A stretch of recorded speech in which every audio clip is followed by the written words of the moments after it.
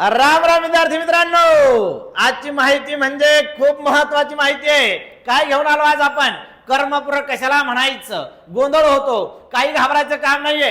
कर्मपूरक म्हणजे काय? वाक्यातील अप्रत्यक्ष कर्मालाच काय म्हणायचं? कर्मपूरक. म्हणजे वाक्यामध्ये जेव्हा दोन कर्म आलेले असतात त्या वाक्यामध्ये अप्रत्यक्ष कर्म म्हणजे काय असतं? कर्मपूरक असतं. बघा, आईने गणेशला लाडू वाढले. वाढणारी कोण आहे? आई आहे. आई आई कोण आहे? करता आहे. वाढण्याची क्रिया कशावर घडली? पहिली घडली लाडूवर.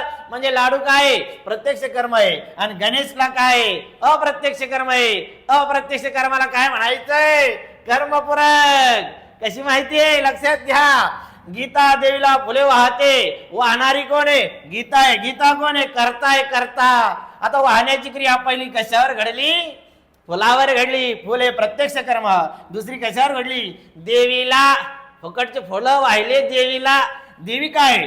अप्रत्यक्ष कर्म आहे. आणि अप्रत्यक्ष कर्माचं दुसरं नाव काय आहे? कर्मपूरक. कशी आहे माहिती? माहिती आवडल्यास आपल्या व्हिडिओला लाईक करा, शेअर करा आणि फॉलो करा. जय हिंद, जय भारत, जय महाराष्ट्र.